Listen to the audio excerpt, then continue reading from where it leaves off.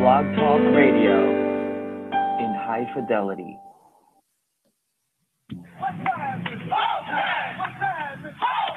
Broadcasting from Cincinnati, you're listening to the Ringside Reporter Podcast. All the news in the world of boxing right here. Well, I'm talking to you the way I want to talk to you. Now, here's your host, Eric Lorda.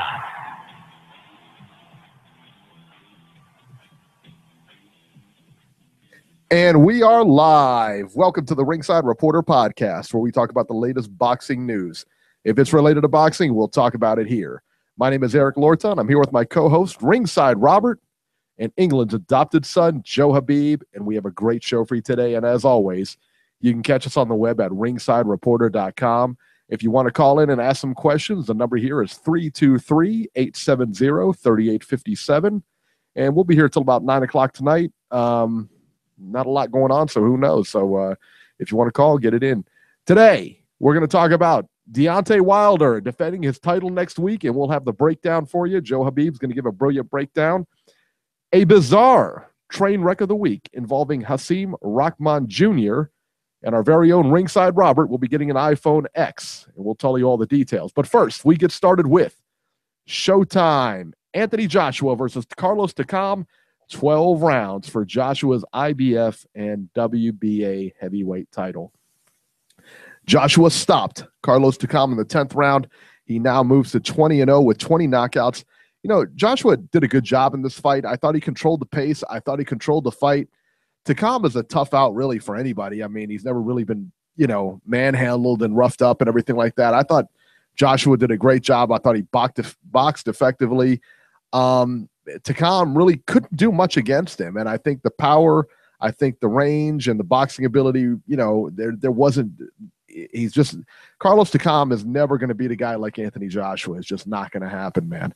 Up until the stoppage, I didn't give him a round. The referee stepped in after a couple of Joshua shots in the 10th and just stopped the fight.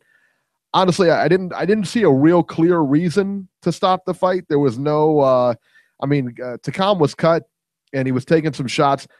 I honestly think it seemed to me like the referee was looking for a place to just stop the fight.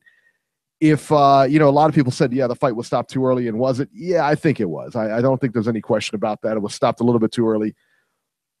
That being said, were you disappointed that it was stopped that early? I mean, the writing was on the wall. I don't need to see this guy take any more of a beating than he was. I mean, he just wasn't winning rounds. And I can't even say he was losing rounds, but he was in there. He was trying.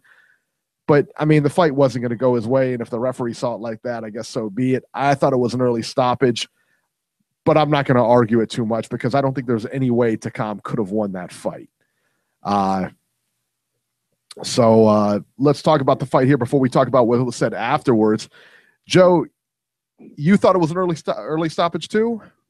I did. I thought it was a quick stoppage. It's kind of ironic because Joshua said a lot of things before the fight.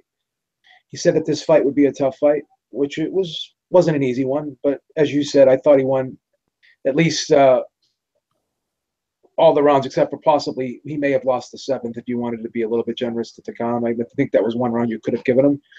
And he also said that he was going to fight chest to chest, fight him inside a little bit, fight at close range, and he did that. He also said that Takam is cagey, and it just wasn't going to be a blowout type of fight. So I think he made a concerted effort in this fight to do certain things. I think that maybe the fight could have been a little bit easier for him, but I think he wanted to work on some stuff. It sounds controversial. I know people can be like, "Oh, Beeb, what are you talking about?" He was just off. No, I think that he said he was going to stop Takam within the 10th to 12th round, and I think that was the plan. I think that he was going to take his time in there. I don't think he was going to planned on fighting a fast-paced fight. I think he wanted to kind of work on his catch and shoot counter punching abilities a little bit. I think he wanted to work on his inside game a little bit, his body work. But that's taking nothing away from Takam, because Takam is not a guy, regardless, that you can just go in there and blow out. And he's very crafty. He's cagey, moves very well. A lot of herky-jerky movement, constantly, bobbing and weaving, going side to side. Keeps his hands pretty high. And Joshua was a little bit inconsistent with the jab, but I thought he was using it primarily as a rhythm disruptor for Takam. It wasn't like he was using it to set up some shots from the outside. As I said, he wanted to make this a kind of interesting fight for himself, a somewhat exciting fight, and he wanted it to be a close to a phone booth type war as he could make it. And I thought that the fight was very entertaining. People are criticizing Joshua because he missed some shots, and every now and then he got hit with a right hand. May have got his attention, but nothing really hurt him. But the couple things I did like that Joshua did well. I liked how he was catching and shooting, doing some really good counter punching, and I liked when he was on the inside, shortening up those shots and turning them over crisply and generating some decent power. But to Takam's credit, it's hard to catch this guy flush because he keeps his chin tucked and he's short, and he moves very well, has really good rhythm, and he changes up the rhythm a little bit, and a lot of it's herky-jerky, and it's awkward. But with that being said, he's always on balance. He seems to be able to see things coming. He has a good sense of awareness in there, and that comes along with the experience. And I think all in all, this wasn't a bad performance from Joshua. This was the type of fight that this was going to be. This was the type of fight it was going to be, regardless. Joshua could have went in there balls to the walls and maybe tried to blow him out of there. But again, this is a guy that just does not go away easily. And this was an opportunity for Joshua to, like I said, work on some things, and kind of show some different looks in there. And I thought this was a solid performance. I thought the stoppage was early, of course, but I think that Joshua was prepared to step on the gas from rounds 10 to 12, and it looked like he was starting to hit Takam with more regularity, and I think that possibly he was going to stop Takam anyways, but I think that we needed to see it. He was robbed of the ability, or the opportunity, I should say, to go in there and finish the job. And I think he would have finished the job, if not in that 10th round, possibly in that 11th round, because he was starting to push Takam back. He was starting to land with more regularity, and he was starting to land more flush. I think the referee was a little bit too hasty in there. But with that being said, we can't be mad at Joshua for that. I mean, Joshua did what he had to do. He was definitely in no danger of losing this fight. And this was a solid performance, in my opinion. I think a lot of the critics are being a little bit overly nitpicky with Joshua's performance. I think they were trying to find things wrong with it. And again, it wasn't a brilliant, perfect performance. But we got to credit some of that to Takam. I mean, he's that type of fighter. So it is what it is. Beeb, I guess here's the deal, too. I mean, the one thing, because I thought it was a great performance by Joshua, and I don't care what anybody says. I thought he performed great. I mean, solid work. Completely solid professional performance. The guy didn't get touched up. The guy didn't get rocked. He completely dominated the fight. It was a one-sided fight. You could not argue more than one round going to Takam. It was a solid performance. Not to mention, what was it, 10 days notice? And here's another thing, too. People are talking about how he paced himself. He wasn't really throwing a lot of punches. But, I mean, let's look at this heavyweight division. Assess it. Like, how many volume punches are there at heavyweight to begin with? I mean, the last guy I could really think of that was really a guy who threw a lot of punches was Holyfield. He was a real busy heavyweight because he was one of the smaller ones.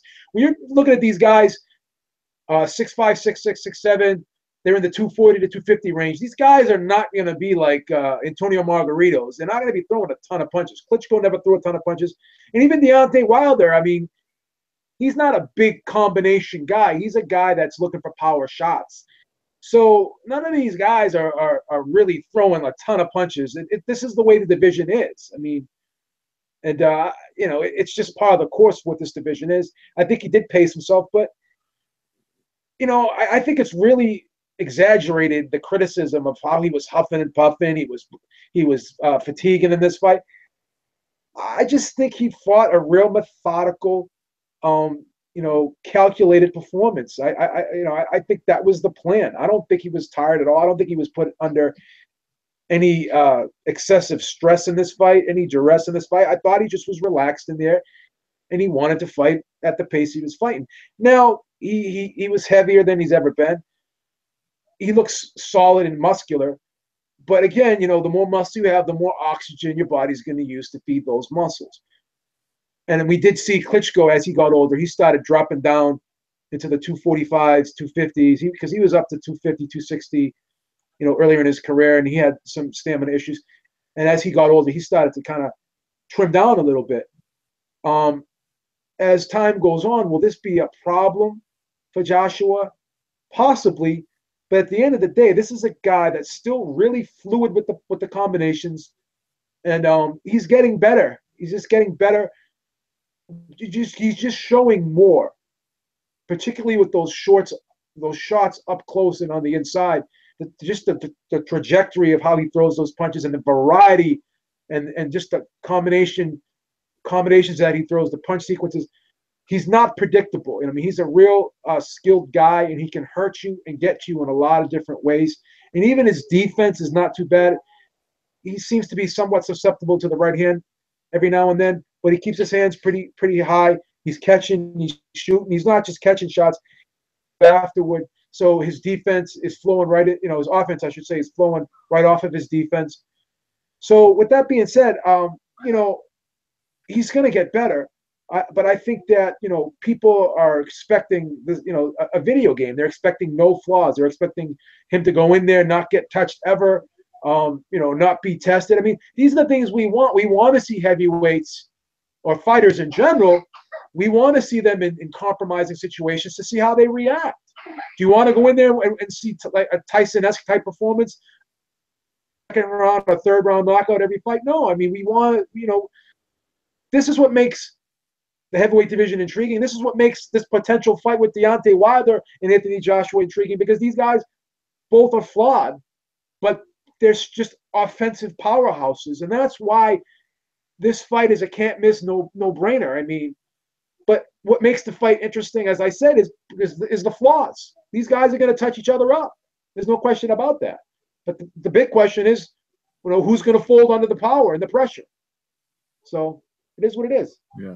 And before we bash Joshua too much, just remember, this is 20th pro fight. He's still relatively young, 20 pro fights. He's defending his title a couple times. Robert, what did you think of Joshua Takam, and how did you assess the fight? First of all, to follow up on your point before I get into that, Joshua said before the fight yesterday, he told Eddie Hearn, I want to fight 3 times next year. Yeah. He was very upset that he only fought twice this year. So he told Eddie, he said, I want 3 fights next year. So let's see if he gets them. I thought Anthony Joshua did what he said he was going to do, and he handled the fight the best way he knew how. I would suggest in the future that Anthony Joshua come in between 240 and 245. I thought 254.8 was too heavy for him. And against a better opponent, he might have had some stamina issues. But you can't really criticize Anthony Joshua for what he did in this fight. He did suffer a broken nose. So, that he said that's going to have to be fixed. But other than that, he didn't come out too badly. And he gave Takam credit after the fight for being a rough opponent. And he said, I expected it to be this way because this is the way this guy fights. And as far as the referee is concerned, I agree it was too early, but look, the writing was on the wall. I'd given him 9 consecutive rounds. I didn't give Takam anything. Even if it did win the distance, it would have been 120 to 107 on my card, because the fourth round knockdown he got. Yeah, the referee did stop it a little bit too early, but I can't really criticize the guy because he saved us from, seeing a one-sided fight go to its conclusion. There was no way that Carlos Takam was going to win this fight. So I can't really be critical of his decision. And that brings me to another point. Paulie Malignaggi, you work for Showtime. Your job is to analyze the fight and tell us what's happening in the fight, and then afterwards you can give your opinion on things. That's what you're supposed to do. But he went on and on yesterday for like 5 minutes, complaining about, the referee was from the UK. He had rooting interest. He was rooting for Joshua, so he did the best he could to find a place to stop it. Get out of here with that. I didn't want to see 12 rounds of what was going to occur. I mean, there was nothing that told me that Carlos Takam was going to be competitive. Is he rough? Yes. Is he rugged? Yes. Did he try to be competitive? Yes. But there was just a completely different skill level involved in that ring yesterday. And I'm glad the referee stopped it. Did he really say? I mean, he really said, because I didn't see it, and I'm assuming he said. Tell me what he said. Now he said that the referee was British. So I mean, I saw the fight, but I didn't see what Paulie said afterwards. This is a British referee.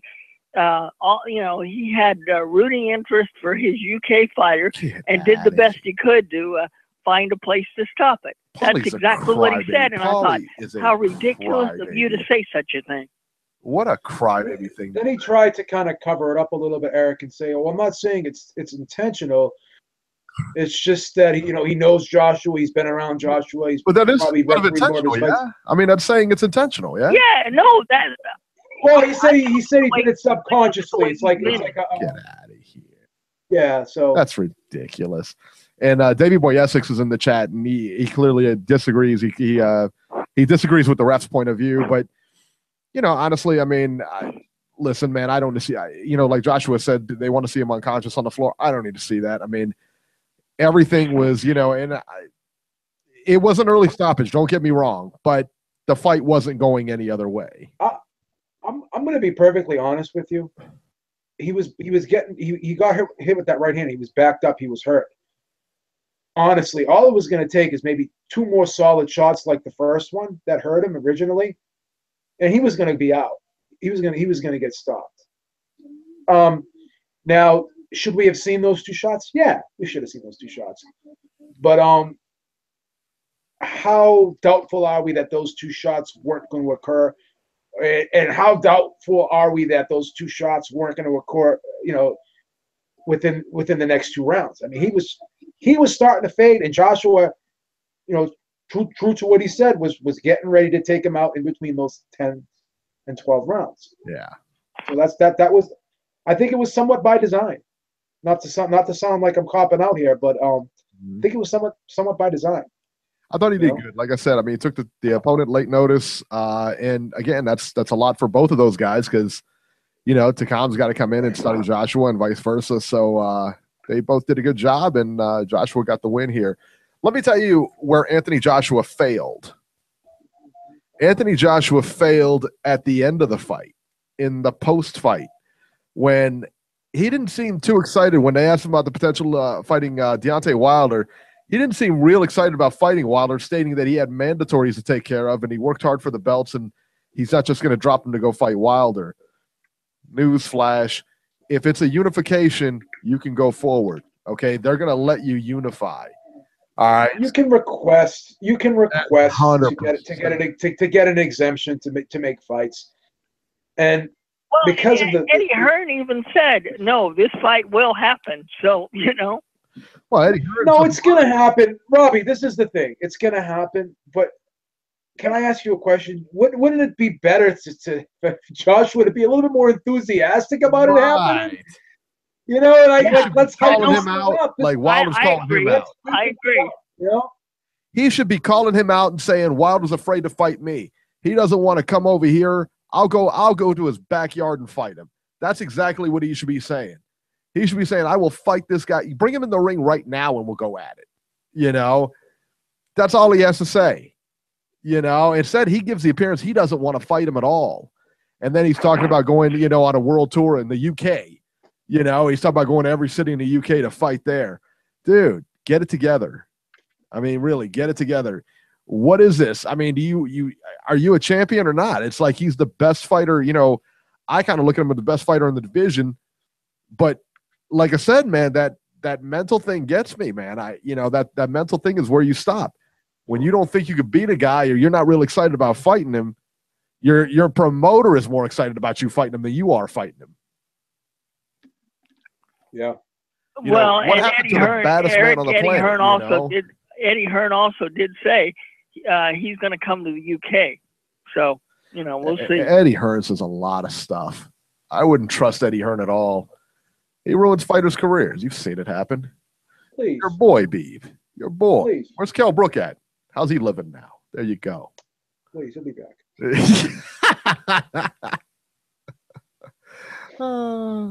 So, I mean, clearly the fight's going to happen. Clearly you think that the Wilder fight is going to happen. Do you think it happens next year?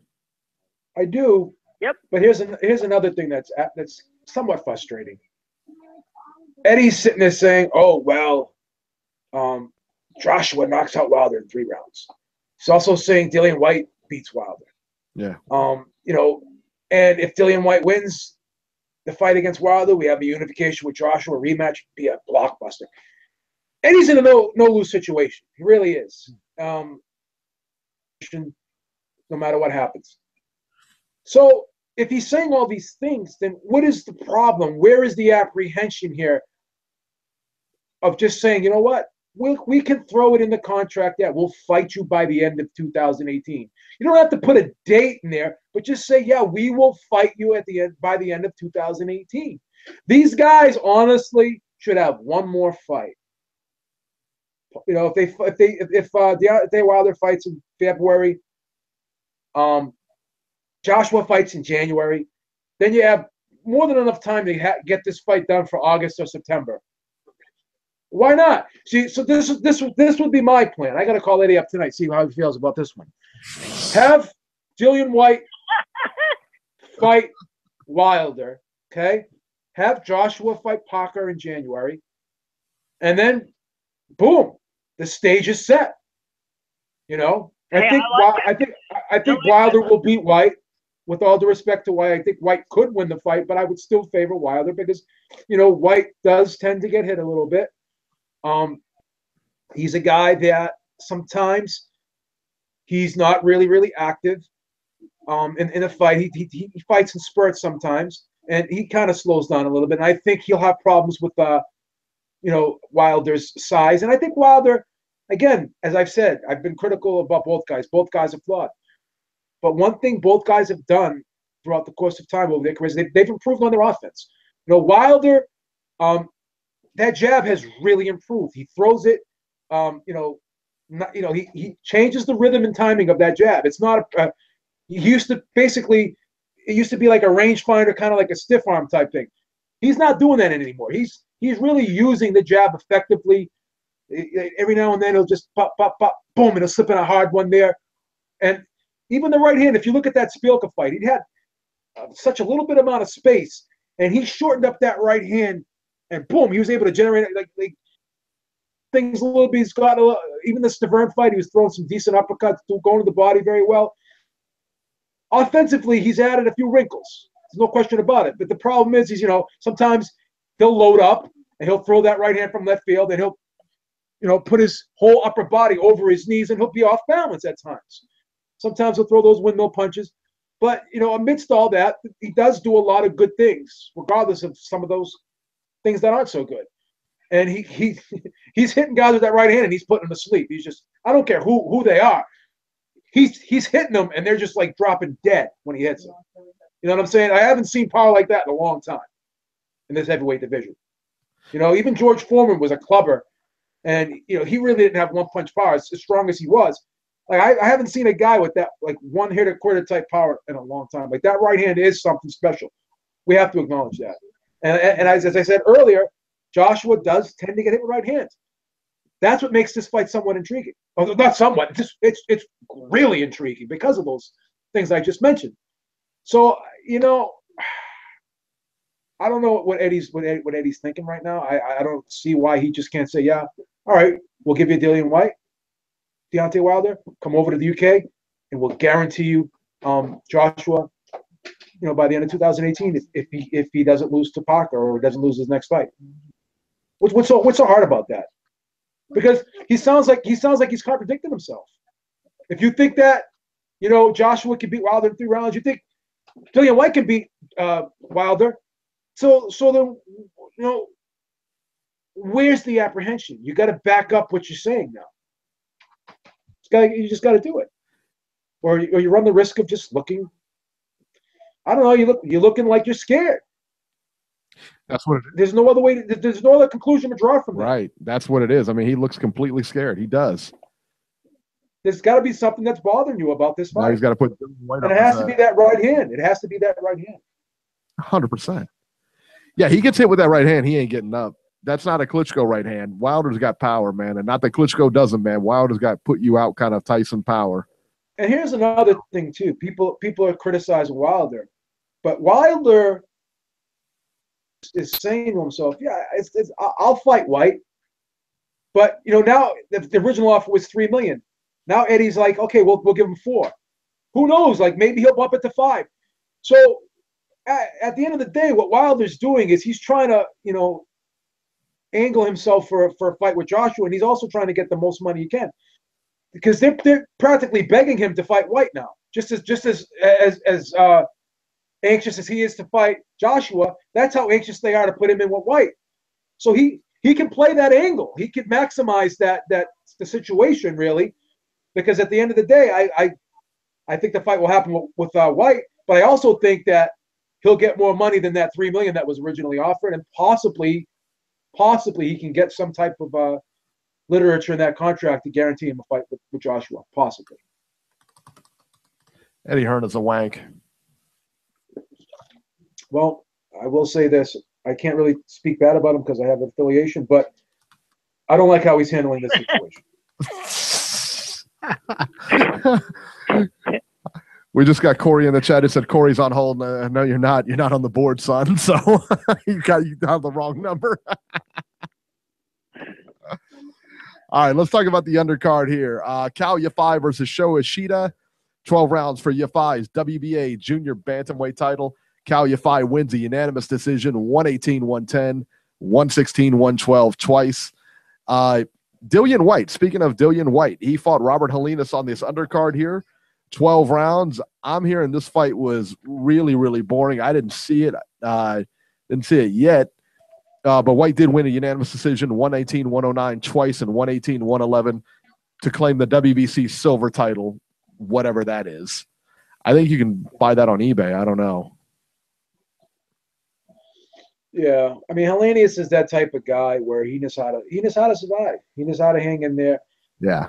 Because you hear guys will say, "Oh, all my opponent did was run from me. All he did was go into survival mode." And I'm the first guy to say, "Well, okay, that's fine, but you still got to go out there and implement your game plan. It's your job to not allow him to go into survival mode. It's your job to not allow him to run from you." But Hellenius, being as tall as he is, and really being good at gauging distance and range and knowing how to tie up, and crafty, gritty veteran. When he does go into survival mode, he's really hard to knock out. So I'm not going to really be too harsh on White. Did some good things in there. He had his jab working very well, and he was patient, and his technique was really good in this fight. He didn't look sloppy at all, and he just measured his shots a little bit better than normal. And I don't think that you can really blame White for this performance. I mean, he's won the fight, did what he had to do, and now it's on to the next one. Some of those guys, I tell you what, when they decide to turtle up and go into defense mode, I mean, yeah, hard to get out of there, man. Look at some guys make a living off of doing that. Yeah, I mean, well, look at Takam. I mean, look at Carlos Takam. I mean, he's the same way, man. I mean, he's hard to get out of there.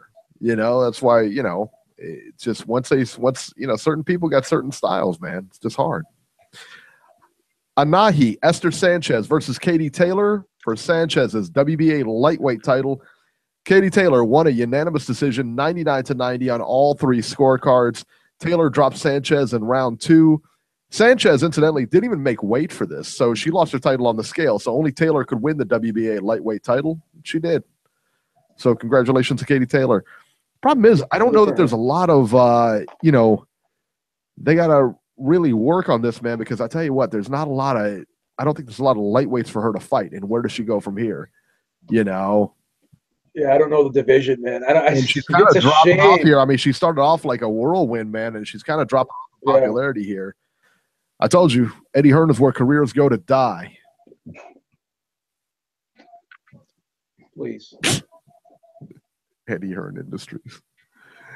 All right. The World Boxing Super Series is back this week. Jürgen Bremer versus Rob Brandt, 12 rounds for the quarterfinals. Two-time former light heavyweight champion Jürgen Bremer won this fight. He moved down in weight, won a unanimous decision, 119, 109, 118, 110, and 116, 112. Bremer will now face Callum Smith in the semifinals. Robert, you saw this fight. What did you think of it? Well, you know what? I going into the fight, I thought Brandt would have an easy time of it. I thought youth would take over here. But boy, was I completely wrong. Bremer looked wonderful at 168. He turned back the clock and had a dominating performance. And Rob Brandt found out that 168 is not the division for him. He even said after the fight he was going to go back to middleweight. Him and Derek James have got to go back to the drawing board and work on some things. He was thoroughly dominated. This fight wasn't even close. You could have easily scored this 120 to 108. Congratulations to Bremer. He went down in weight and looked fantastic.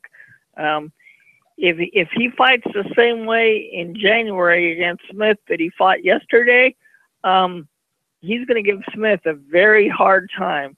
And I thought his time was just about up, but he proved yesterday that that is not the case. So you said, Robbie, that I think this was the last fight from this World Boxing Super Series on the Audience channel. So what's going to go on with the rest of the tournament? So how are we going to be able to watch the rest of the tournament? Well, they have from now until sometime in January to find a new U.S. TV partner, or they need to pay Audience more money. Audience only had a contract for so many fights, and yesterday was the last one. So, oh wow, we'll see what Mr. Dick Schaefer comes up with between October 29th and January of 2018. So, what's going to happen with this tournament now, like moving forward with these guys and Richard Schaefer? Why was he not able to secure any substantial television deals for these two tournaments here, the cruiserweight and the super middleweight tournament? Well, he had a deal in place with Showtime, but he didn't pay Showtime the money, and Showtime refused to cover the tournament. Wow. Showtime said, unless we get paid, we're not covering it, and they didn't get paid. So now, unless you have the internet or you live overseas, you haven't been able to watch this. And apparently, a lot of U.S. TV people, except for Showtime, had a major complaint about 8 consecutive weeks of boxing on TV. A lot of the U.S. people that were contacted apparently didn't like the fact that there was going to be boxing for 2 straight months, every weekend. I love it, but apparently the TV people in the United States didn't like it. That's another problem they had with this. They didn't like the way it was scheduled, which doesn't make any sense to me, but that's what I've heard. So with this whole George Groves, Chris Eubank Jr. thing, so that's going to be on Box Nation, I'm assuming, right? So that should get some good coverage, right? In the UK, it'll be on Box Nation or Sky Sports pay-per-view or whatever. But as far as us in the U.S., we have no idea where we're going to see this. Who do you think picks this up? Do you think Showtime picks it up? I mean, since it's going to like the semifinals, we're moving on to the semifinals in both weight classes. Do you think that Showtime picks this up? Well, I believe either Showtime will pick this up or HBO will now that it's in the semifinals. But I don't understand the network executives' attitude because remember, this tournament started on the night that Canelo and Triple G fought.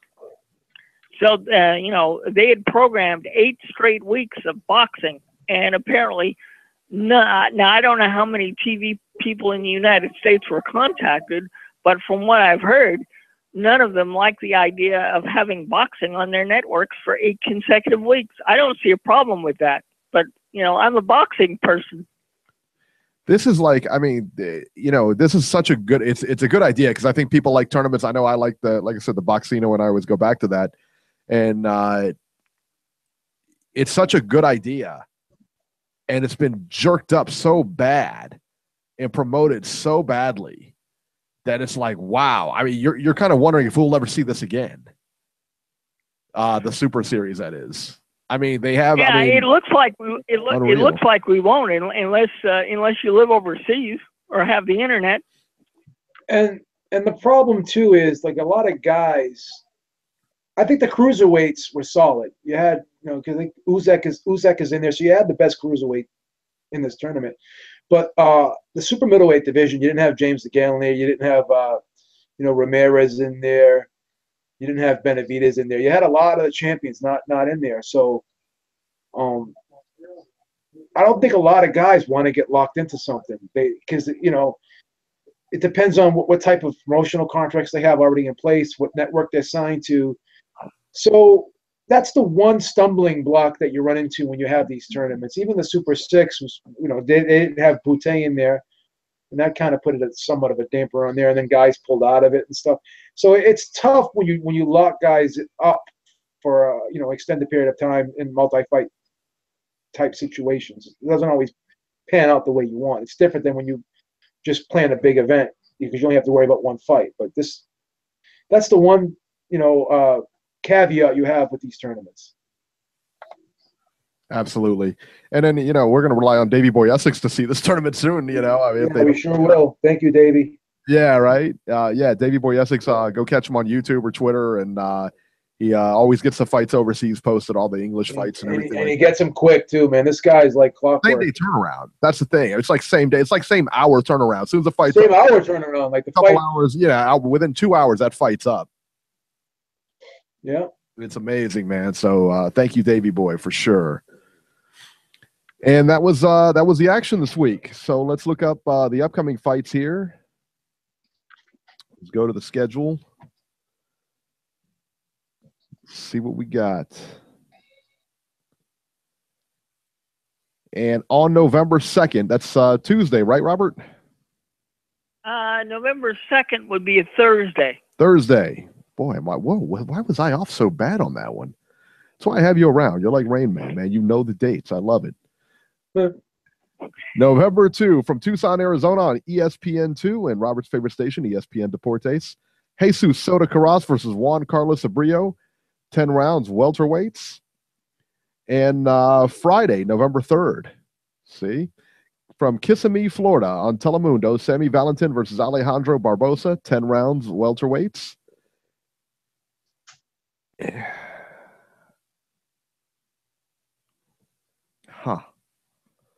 Also on November 3rd. This is not a typo. It kind of took me aback too. From Novgorod, Russia. Ricardo Mayorga versus Andrei Sorokin. What? That's what I said. Yeah, right. That's you saw that pause, and we had about a minute pause because I'm really reading this, and am I really seeing this? Sometimes your eyes see things, and your brain's got to am I really seeing what is this really happening here? Oh yeah. 12 rounds, super middleweights. Ricardo Mayorga versus Andrei Sorokin. Thankfully, it won't be on TV. Oh my God. Yeah. Okay. Right? Can you imagine Ricardo Mayorga in Russia? Does he make it back? Good luck with that. Good luck with that. Wow.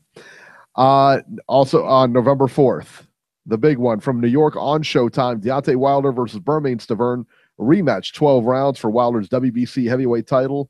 Sean Porter versus Adrian Granados. That's the fight of the night right there. I cannot wait to see that one. That's a good matchup on paper, isn't it? Love it. Love it. Those styles are can't miss, man. Yeah, that's how could that be a bad fight, right? No, not at all. Also on I that don't think undercard, it will be. I love courage to Sean and Ken for taking that. That's wonderful. yeah, but the thing is, Granados is coming up from 140. 140 is really his best weight, and he's coming up to fight him. So I think I'd give the edge to Porter in that. Oh, most definitely, yeah. Yeah. Sergey Lipinets versus Akira Kondo, 12 rounds for the vacant IBF junior welterweight title. Dominic Breazeale on the undercard versus Eric Molina. Shawnee Monahan on the undercard versus Everett Bravo. And Amanda Serrano versus Marilyn Hernandez. So I don't think all those fights, we'll come back to that card because we're going to talk about it here in a minute. Well, maybe some of them will be on Showtime Extreme, I hope. Possibly, yeah. I'm hoping, man. I tell you what, I'm hoping. From your lips to Stephen Espinosa's ears. At the Monte Carlo on HBO, this is also on November 4th, Dimitri Bivol versus Trent Broadhurst, 12 rounds for Bivol's WBA light heavyweight title. This is HBO? Now, I've got a question about that. Is it, number one, is Brimmer worth investing in because that's who they're obviously showcasing? And number two, should this be an HBO fight? Right. That's just what I was getting. I'm like, this is on HBO? I mean, really? Yeah. The undercard, Jamie McDonald versus Laborio Solis, 12 rounds, a rematch for McDonald's WBA regular bantamweight title. Scott Quigg also on the undercard, who's not going to be televised, ironically, against Oleg Yefimовich, 12 rounds for the WBA featherweight eliminator. There's Scott Quigg. Remember we were talking about him a couple of weeks ago, Beeb? Yep. He's been on MIA for a while, huh? Eddie Hearn finally got him on a non-televised undercard on HBO, which is great for him. I'm sure that's doing well for his career. All right, let's talk about, let's see here. Let me see if there's anything left here. Yes, on BN Sports on November 4th. Let me go back before we get into the Wilder Stiverne stuff. We're not getting there yet. We're not getting there yet because I'm still reading the fights. So just give me 1 second. Oh, okay, all right. Tijuana, Mexico on BN Sports in Espanol. Luis Neri versus Arthur Villanueva, 10 rounds bantamweights. And let's see here. That's it. Oh, that's interesting. Okay, so it's saying here on November 4th, from Springfield, Virginia, Hasim Rahman Jr. has got to fight against James Jones Jr. It's 4 rounds heavyweights, and I'll tell you why that's interesting in a little while. But, okay, to your point, Robert, talk to me. My point is, number one, is B-Ball worth investing in because obviously they're showcasing him. So does he have the talent to earn an HBO spot? And number two, should this be an HBO fight? No, I don't think so at all. I don't know. I'm really kind of curious to see why these guys are on there. I mean, Bivol's not exactly a, drawing big crowds. I mean, he's not the, I don't know. I don't get it. I don't get this card. Who promotes Bivol? Do you know? I don't know. Who does? I think he's an Eddie Hearn client, if I'm not mistaken. Is that what it is? That makes Bivol? Yeah, because Scott Quigg is. Yeah, Scott Quigg, and isn't Jamie McDonald? Yeah, I think B-Ball is an Eddie Hearn client. Maybe that's the correlation. I know Jamie McDonald is advised by Al Heyman too. So yeah, I don't know. But are you guys overly excited about this card? I know. It looks like it sucks on paper. I don't know. It'll fill up DVR space, but that's about it. Not on my DVR. Jeez, out of all the fights, I'd like to see Scott Quigg. I'd like to see Scott Quigg. And they're not even going to televise him. Yeah, that's how much Eddie Hearn cares about him. All right, let's talk about the big one on November 4th. The big one in quotes, of course, because it's a match none of us really want to see. We don't really care about it. Deontay Wilder versus Bermane Stiverne, 12 rounds for Wilder's WBC heavyweight title. I'll tell you what, man. I think that Wilder stops him. I think that Stiverne, my guess, and this is just completely my fantasy world, me just kind of getting crazy here, making a crazy prediction. My guess is that Bermane Stiverne comes in overweight, and I know you can't be overweight heavyweight, but I guarantee he comes in overweight. He doesn't come in fighting shape, and I think Deontay puts him away. I think Deontay stops him. Just my thought. I think Deontay stops him in less than 8. Eric, I hope Wilder puts him to sleep as soon as possible. This fight shouldn't even be happening. So harsh. Yeah. I would agree with you, Robert. I don't think it should be happening either. How he got one, I don't know. Yeah, Wilder hurt him in the first fight, and Stiverne grabbed him and tackled him, and how he was able to survive to the end of that fight was very surprising. But that was a fight where I think Wilder really did very well offensively, and Stiverne is a guy. He's a counter puncher, and so he likes to try to catch and shoot. But the big punch, I think, that really was the story in that fight. Wasn't the right hand; it was the jab. I thought Wilder did a great job of just keeping Stiverne off balance, not letting him get in his comfort zone, not letting him get in proper range where he could, counter, because Stiverne was reaching with a lot of shots. He was trying to counter the right hand with the left hook, but he just could not establish the proper distance and range because Wilder just he would finish combinations with the jab. The jab was working overtime in that fight, and there's no reason for me to believe that it's not going to be working overtime in this fight. And I'm not sure if he stops Stiverne, because, again, Stiverne's another one of those guys who just knows how to hang around when he wants to hang around. He knows how to survive. It would be a feather in his cap if he could stop Stiverne. I would like to see him stop Stiverne just to make, up his profile a little bit more, so the fight with Joshua becomes more interesting. But we'll see what happens. Yeah, I mean, I tell you what, and I agree with it 100%. It wasn't even the right hand in that first fight; it was a jab, and that was a fight where he actually outboxed him. You know what I mean? Yeah, he did very well in that fight. Outboxed him. I can't take anything away from that fight. I was impressed with his offense in that fight. Yeah, and that's where he kind of came of age, I think, with a lot of people, because a lot of people said he was a one-trick pony. He just had power. What's he going to do? And a lot of people had Stiverne to win that fight. I picked Stiverne to win the fight. Yeah. I'm not going to lie. I did. A lot of people had Stiverne to win that fight, but he came out and just completely outboxed him. And I remember it was the interview he gave us afterwards, and he said that he was so happy to come out there and kind of prove his critics wrong by being able to box and everything like that. But I think that he's got to remember that should really be his bread and butter. I mean, that really should be his bread and butter, because when it gets down to it, you're not going to knock everybody out. You're not going to be able to knock everybody out. No. And Stiverne's the only guy that went the distance with him. So Correct. I think that he should come out, do the same thing, use that jab, and kind of go to work on him. I mean, he's got to. Let me ask you this, Beeb. He's got to get better technically. Would you agree, Wilder? If he's going to have longevity, yes, without question. Yeah. You think he can get better technically, in the sense that he's a little bit older. He's been doing this for a long time and has been fighting this way most of his life. Do you think he can get better technically? How he talks, because his language, basically, he says, if it ain't broke, I'm not going to fix it. Right. And how old is he now? Like 33? Something like that. Conventional wisdom says no. But the thing is this, he has gotten better technically, offensively.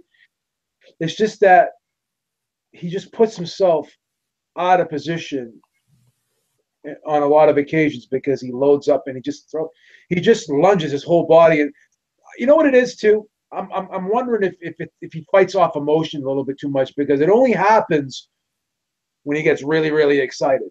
There's points in the fight where he looks really good, but there's always also points in the fight where he just gets so excited and he just, it's like whoom, whoom, whoom, whoom, like a windmill in there. So I think he knows how to fight better. It's just that he just gets too excited in there. And then I notice once he gets excited, I can see the smoke coming out of his ears. That's when he starts losing the technique. Now, if he could find that happy medium where he could just relax a little bit more, then maybe more of his technique will show through and shine through, I should say. So that's the big thing, because I think listening to him talk, he wants to knock everyone out. I just think sometimes he's a little bit overzealous in there, and that's where I think the technique starts to falter. So I think that could come with maturity, but he's 33 years old, so we'll see. I don't know. I'm still skeptical if he can get better defensively. I really am. Yeah, I don't know. I mean, it's one of those things where if he's going to be, I think he's just going to rely on his power from here on out. And, how could he not get better? I mean, Mark Breland is his trainer. I mean, Mark Breland is one of the best amateurs in the world. I mean, really. I know. In his day, in his heyday, I know you didn't know who he was, but it's like.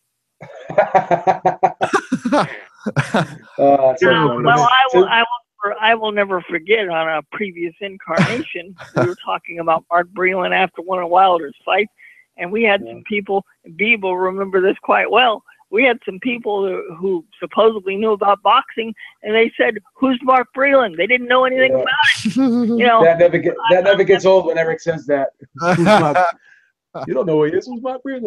That's so funny. That's quite embarrassing, But Robert, let me pose that to you too. I mean, how do you not get better if Mark Breland, one of the best amateur fighters, most decorated guys, how do you not get better? I mean, is it just they don't click or what? Eric, here's a point I hate to bring up, but this is starting to become a reality with certain fighters in this game. Sergey Kovalev being at the top of the list.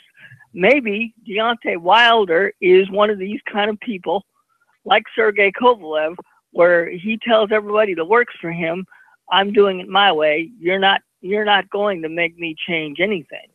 And I think from what I hear as far as Kovalev, I hear he's training himself. He doesn't even have a trainer. No, that's incorrect. Yeah, that's incorrect. We'll talk about that in a little bit, but he hired a Russian guy. Yeah, he hired some Russian guy as his trainer.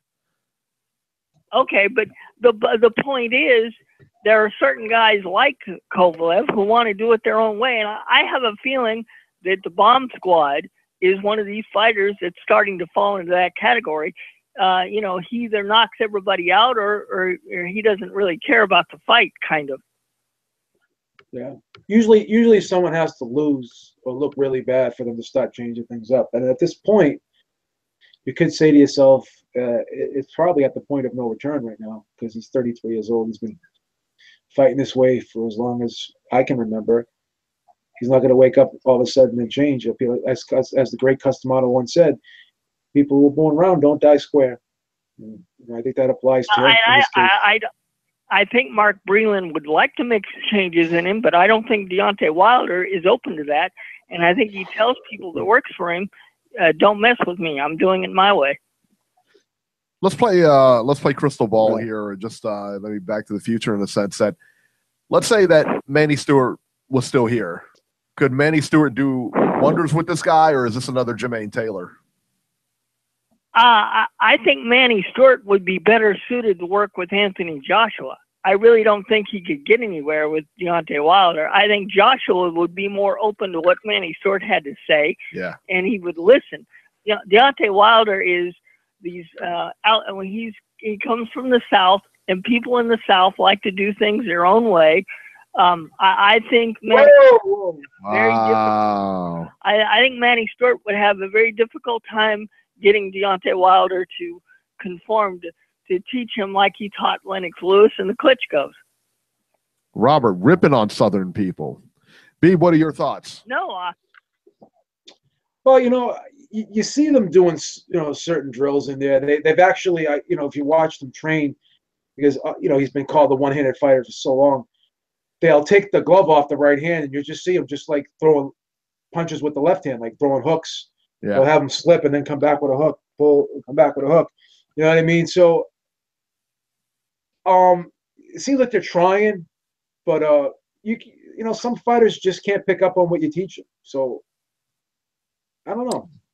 I've seen some improvement though, like I said, offensively, but it's just hard to settle him down because he's such a tightly wound guy. He's just a guy who really fights off emotion. You can see him getting excited in there. He's just. It's not even like he looks at it as a boxing match. He's telling people that he wants to kill them. I'm on some kill a man type stuff. Like he goes in there and he's legitimately fighting. You know what I mean? Like he's like you know what I'm saying? It's like so. I think it's a lot of it's mental, to be honest with you. Yeah. Well, I don't know if you can get into a fighter's head. Sometimes you can't get into a fighter's head. Yeah. Well, hey, I mean, Deontay Wilder's the real deal. He beat Charlie Z. So, hey, what can you say? All right. Let's talk about what I think, to me anyway, is the fight of the night on that card. I don't know how this could really be a bad fight. Sean Porter versus Adrian Granados, 10 rounds, welterweights. I tell you, man, I'm looking forward to this fight. And, Sean Porter's an Ohio guy. I don't really want to lay claim to Sean Porter because he lives in Las Vegas and he just kind of picked up and moved. So he's not really, I mean, he's ours, but, kind of not really. Oh, you're cold. You're cold. He was born in Cleveland, brother. Well, I understand he was born in Cleveland, but he up and moved. I mean, you walked away from Titletown. Titletown didn't walk away from you. So, the bottom line is, Sean Porter is kind of a transplant. He's kind of a fringe Ohioan. You're cold. That's right. You're cold. I'm cold, buddy. Colder than the other side of the pillow. So I think, I'll tell you what I think about this fight, man. Like I said before, Sean Porter's a heavier guy, the bigger guy. I think that's going to play a big role. If they were both the same weight, I think it's a toss-up fight, but I think that Sean Porter overall has got a little bit more power, a little more ways to win. He's got more power, and I think he's going to come forward. I think Granados is going to come forward too, but I think it's going to be who's going to be able to make the other guy step backwards. And I think because Sean Porter's the bigger guy, he's going to get the nod in this one. I agree. Yeah. I think he stops him. You think he stops at Granados? Yeah, I do. Do you think, Robert, what do you think of this fight? Hey, like I said earlier, props to Sean and Ken Porter for accepting this fight because I think Adrian Granados is a hell of a fighter. But as you pointed out, as you often do when these things happen, well, he is coming up in weight. And yes, 140 is his better weight. At 147, I don't think he's going to be able to handle the physicality of Porter because Adrian does not have the power that Sean does. I think Sean will be able to break him down, and I think it'll be a late stoppage for Showtime Sean Porter. Yeah. One thing Porter's really improved on since that Brook fight is, in that Brook fight, he was squared up and he stayed right in the center line when he was up close, deep in the pocket.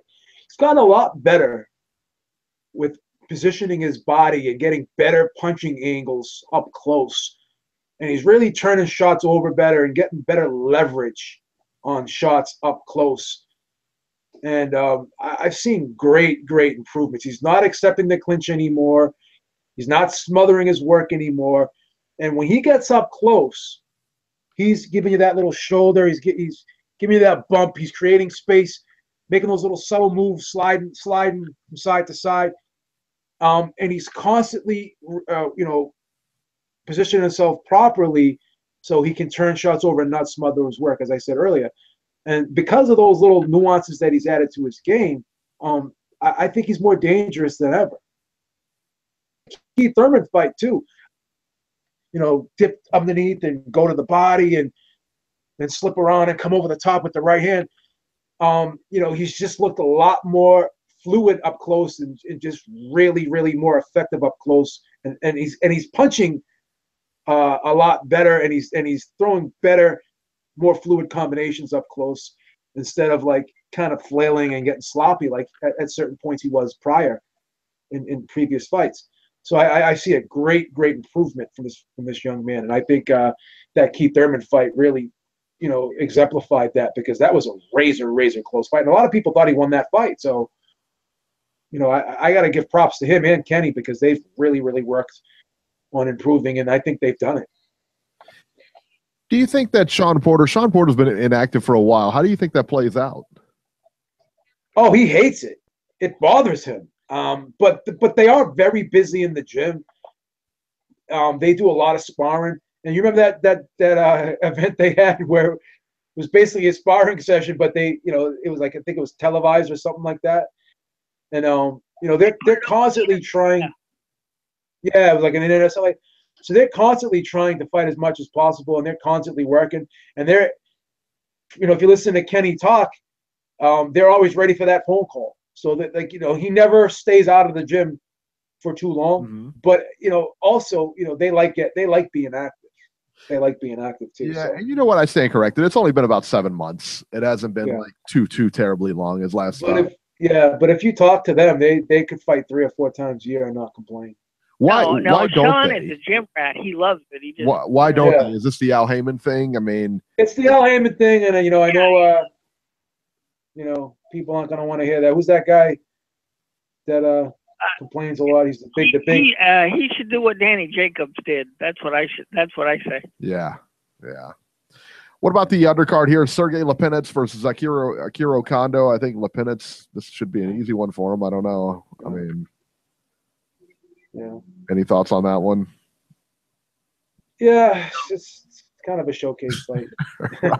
No. I hate when you ask me to break down showcase fights. I'm like, do I really have to do this? It's your old-fashioned squash match, Ric Flair versus whoever, Yeah. Goes and I mean no disrespect to any of the fighters, but you're so disrespectful.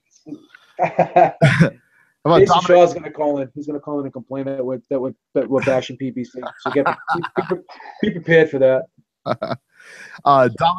Dominic Brazil versus Eric Molina. Any thoughts on this one? I'm anxious to see how Dominic Brazil looks, to be honest with you, because who knows if he's next up for Wilder, if he gets past him or. Eric, you're gonna have a rough night. You're gonna get a good beating in there. What can I say? That's right. Dominic Brazil will probably put you away pretty early. So have a nice sleep. Shawnee Monahan versus Everett Bravo. This is a good comeback fight for Shawnee Monahan. So he's a confidence Yeah, builder. it is. And as far as the HBO card goes, Dimitri Bivol should be a showcase. Jamie McDonald, Yep. And then Scott Quigg. Yep. But I don't think they're going to even show Scott Quigg. Derek Chisora, incidentally, and I should have picked this up, is also on the undercard there versus Agit Kabayel for Kabayel's European heavyweight title. Yeah, that comes in a box of Cracker Jacks. Exciting. Yeah. Whoa! We take pride in that title in the UK. Come on now. Yeah, that's exciting. Please. And that is it for this weekend's fights, man. That's it for this weekend's fights. News and rumors, and I got to be honest, man, not a whole lot of them. Yeah, there's not a lot going on, huh? Not a lot going on. Light news week, baby. Light news week. Horrible. Your boy, Robert. Your boy, Ishe Smith. Sugar Shea. My boy. Fighting Julian Williams November 18th. And that'll take place at the Cosmopolitan in Las Vegas on November 18th.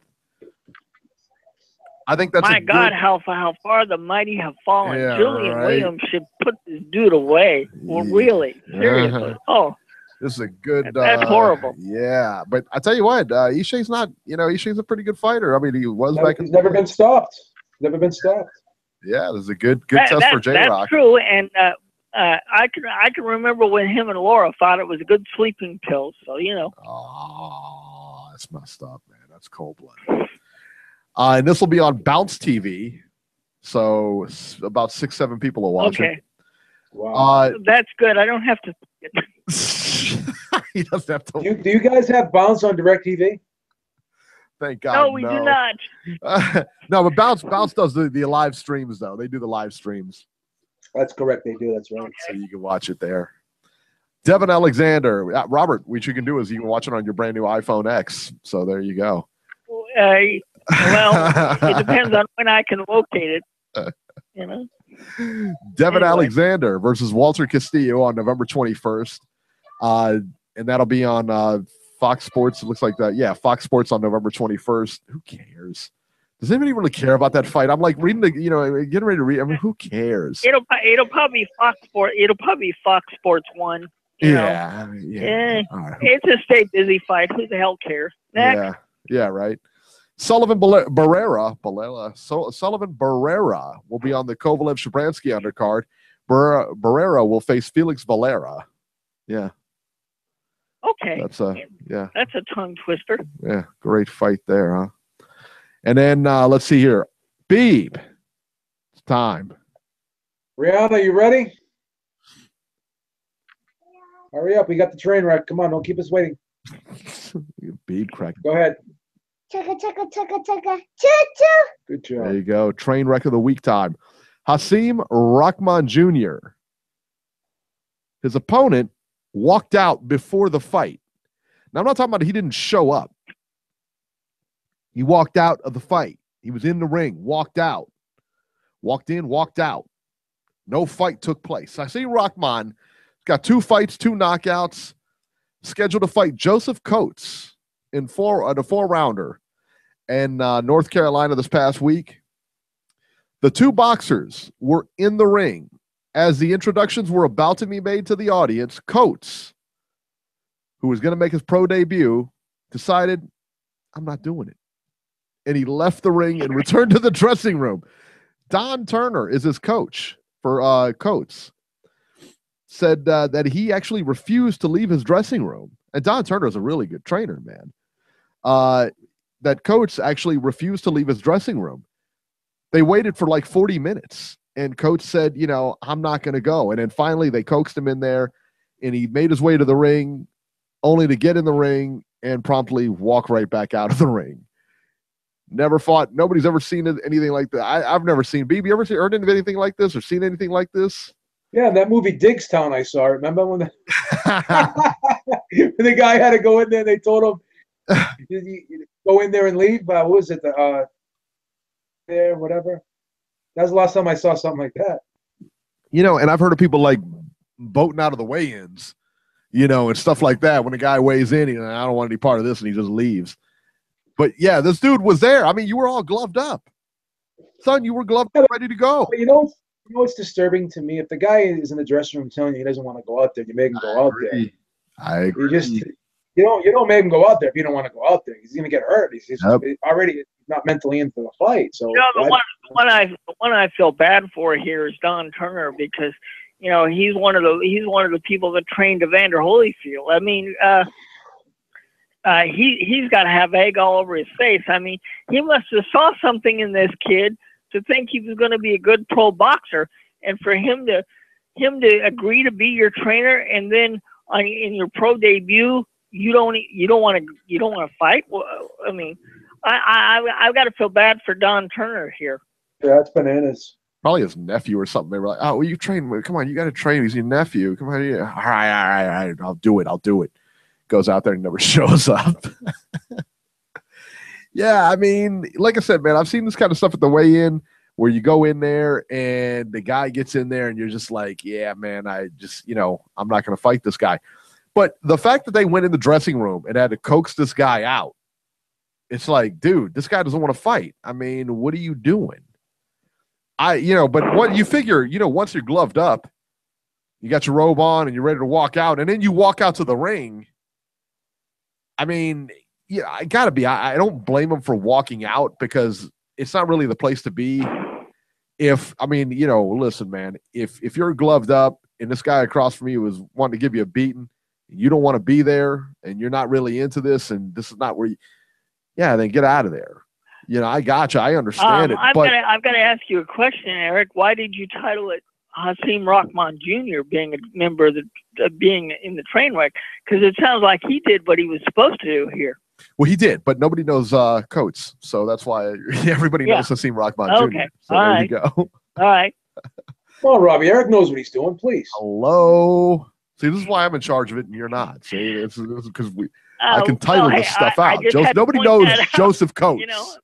This is a tough job, kind of choreographing and scheduling these train wrecks of the week. Not anyone can walk off the street and do this.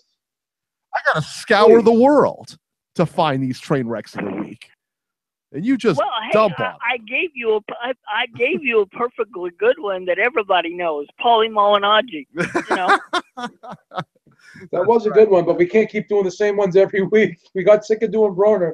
Yeah, right. We had to move on from. Hey, I could probably hey, do a Beeb. reality show on him. Hey, Beeb, that's how Adrian Broner got the title named after him. Because he's I know. getting on there. Paulie's a close second now. Seems like. Yeah. And I like Paulie too. Yeah, what a baby though. Like I said, every week he's coming out with something against McGregor, Oh and my God. he's still arguing with that guy. Like, dude, let it go. But you know what? I want to see the fight now. I do. You think it'll happen? Kind of do, yeah. I do. I don't know. Now Dana White came out this week. I'm allergic to that possibility. Yeah, Dana White came out this week and said that that Zuffa made to get into boxing. Yeah. So I don't know, man. I don't know what will happen there. Hey, speaking of the UFC, Gabriel Gonzaga, former heavyweight in the UFC, he made his pro debut and won. Knocked the guy out in I think in 3 rounds or something like that this weekend. Reportedly weighed 280 for his fight. I was like, wow, he's a big guy, man. I mean, he's a big guy, but I mean, you know, definitely could lose some. That's for sure. That sounds like Big Baby Miller territory, man. Yeah, right. Exactly. Yeah. Yeah. I think the guy was like I think he's a black belt. I think he's a black belt in jiu-jitsu or something like that. So he was like a ground fighter. So it's kind of interesting that he made the transition here. So, and especially in the pros. Okay. So I don't know. Right. All right. So Kubrat Pulev and Freza Kendo for the WBA heavyweight championship. What do you think about that? This is absolutely for real. They are working, from what I understand. Now, wait a minute, Eric. Yes. Joshua holds the real title. Is this one of those copycat titles? This is the irregular title. Yeah, this is the regular title. This would be the WBA regular title. Yeah, right. Go figure that one out. In other words, that whoever wins this fight will be a mandatory again. Okay. Yeah. This is like, you remember the old pro wrestling days when you had like the national champion, the TV champion, the the Tuesday champion, the Intercontinental champion. Everybody was a champion. You know, it's like, that's what it's like here. Yeah. And they're working on putting the fight in Chicago for the WBA title. I don't understand it. I don't know how you could possibly, what in the world, man? I don't get it. Well, I'm sure our Chicago listeners, such as John and Dale and a few of the others that call out here, would be really thrilled to know that they're going to get somebody that's 42 or 43, and I don't even know how old Pulev is, fighting for supposedly the right to become a mandatory for Anthony Joshua, where you might get killed later if it actually goes off. Insane, man. I'll tell you what, it's just Freza, it's just I'm fascinated that Freza Kendo's still fighting, and Pulev just pulled out. He just had a title shot with Anthony Joshua, but if Pulev wins this one and wins that championship, then of course he's going to become the mandatory again for Joshua. I don't know, man. What is the WBA doing with these titles? I don't understand why, why they keep doing this, man. The WBA is a fucking idiot. I agree. Yes, they are. I agree. I couldn't have said it better myself.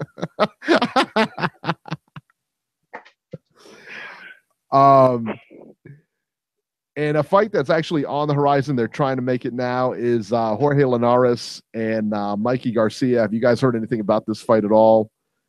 I know they talked about it and everything. You know what? I hope it happens. I hope it happens because Mikey's got a title to defend. Linares holds a title. There you go. That's a good unification fight.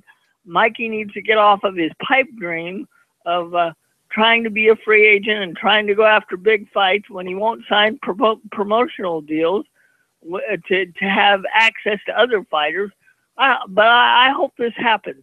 I really do.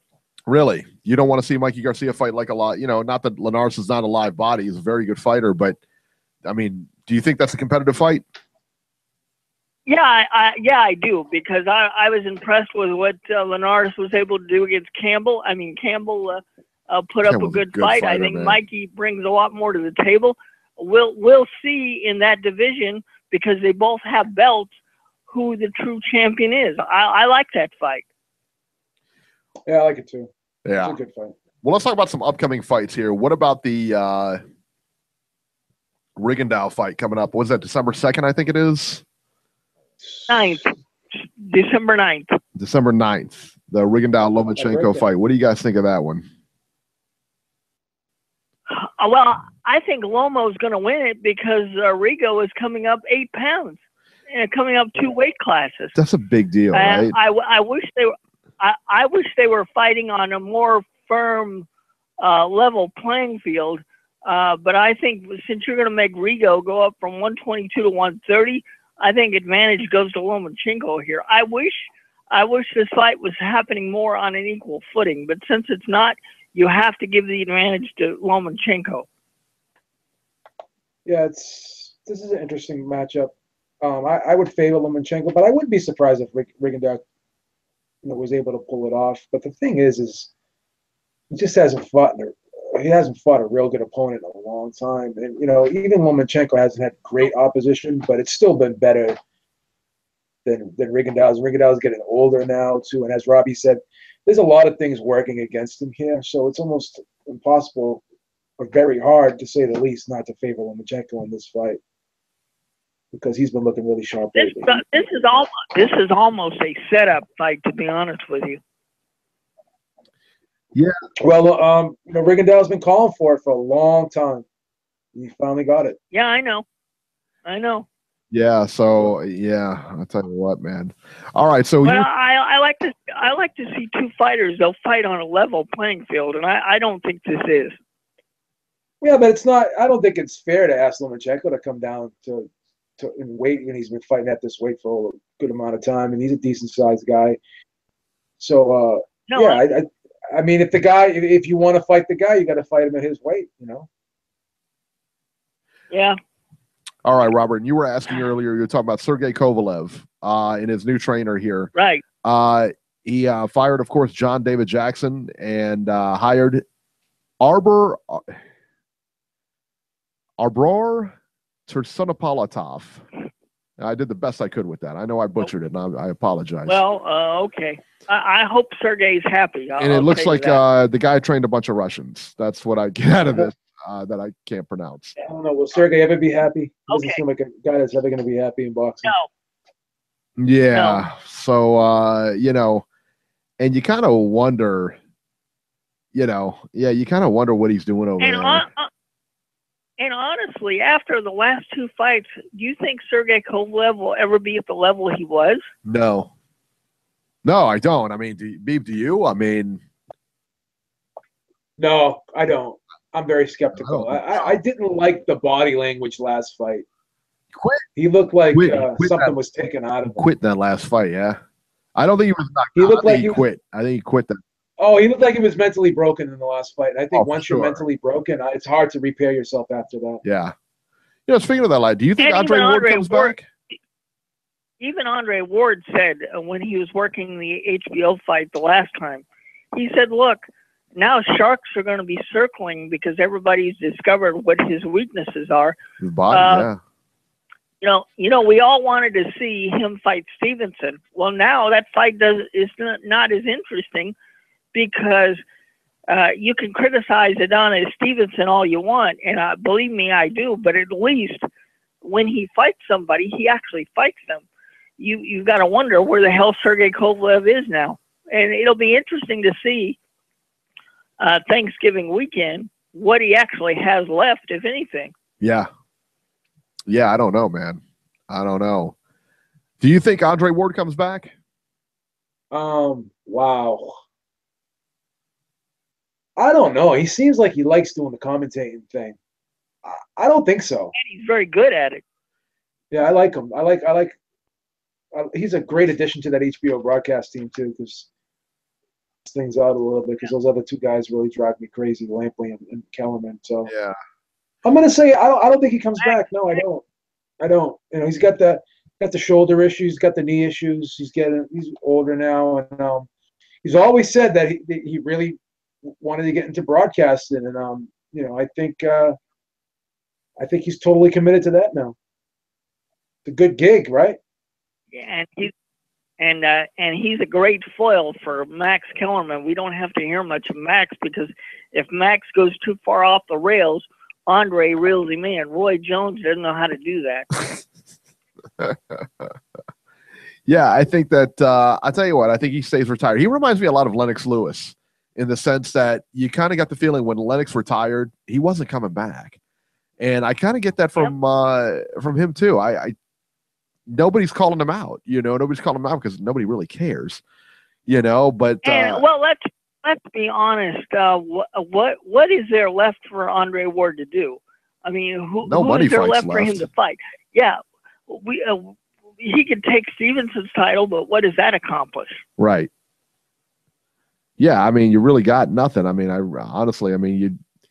that's the only fight left, and it's not really a money fight. It's not a huge money fight, and there is no money fights for Andre Ward, and that's the thing, man. So, yeah, I don't know. So I think he stays retired. I really do. All right, let me go to the phones here. 937. Maybe. Hello, Wood. 937, you're live. Hey, what's up, fellas? What's up, man? Wood.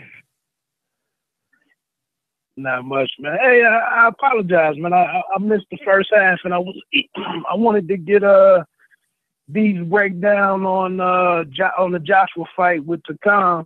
I guess I have to hear it tomorrow or later on tonight when I download it. But I don't know, man. The heavyweight situation is just so frustrating because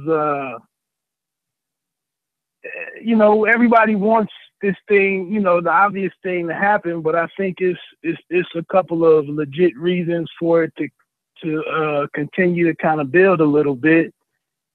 I don't know. I guess it's just frustrating kind of looking at the frustration amongst boxing fans in the community that want it to happen, immediately. What do you think? What did you think of Joshua's performance? I was trying to not go in on him as far as looking unimpressive or anything. Takam was a crafty guy. I thought he had I thought his movement and his height and all of that. I thought it threw Joshua off a little bit, but I would have liked to see him do a little bit more controlling the action with his jab or something. I thought in previous fights that Joshua looked a little bit more agile than what he looked last night. Last night he looked very stiff and just not, incapable of doing anything kind of creative to kind of offset or counter what Takam was doing. Well, he weighed too much for this fight. He needs to lose some weight. Oh, look at you fat shaming. Yeah, and I don't understand. I don't understand that. Knowing for the major issue out there with him is his stamina. And, all of these boxers love to post these videos on Instagram and Twitter and whatnot of how they work out, the techniques and the different training that they're doing. And, for him to come in heavier, at a new heavier weight was kind of disappointing. And I just didn't know I didn't understand what good that really did him. I don't know. As I said earlier in the show, he needs to come in anywhere between 240 and 245. 254, too much. Now, was he trying to be a little bit bigger for the previous opponent? And he was preparing to face him, and then we get Takam coming in late, with the 4-inch. Maybe, but Well, I'm with you, Robbie. I thought he should have. Excuse me. I thought with everything, the questions that we had from the Klitschko fight, I thought the move would have been to come in lighter and to be sharper and more explosive and whatnot. I will say, I thought fighting inside, I thought he was keeping staying very disciplined with getting his guard back up at the end of shots, because it was possible for him to get in there with the calm, throwing some shorter shots. Once he did move inside, I saw him bringing his gloves back and getting them to the side of his face pretty quickly. So, that's something to see that there is some attention being paid to attention being paid to detail on the defensive side of things. I don't know. I thought the referee,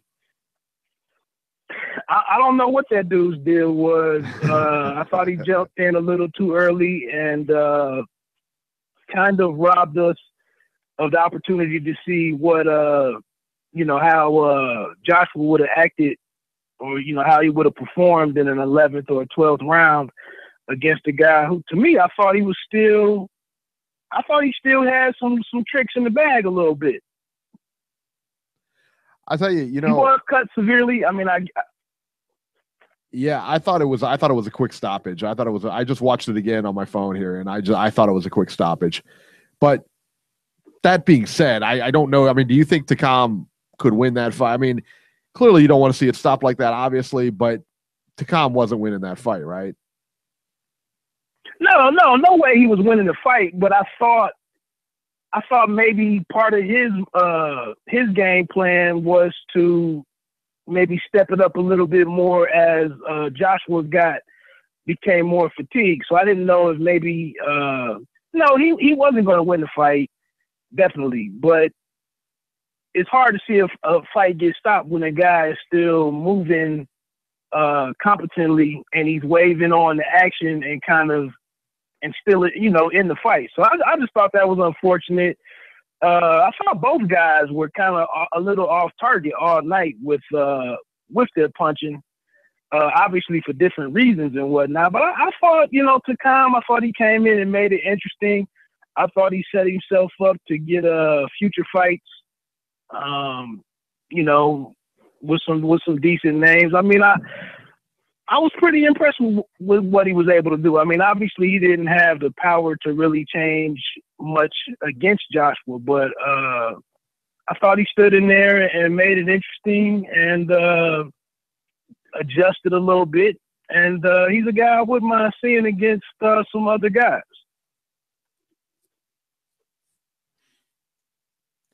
Yeah. I what agree you guys were just saying, go ahead. No, I was saying I would agree with you. Yeah. Go ahead? I was just going to say what you guys were talking about with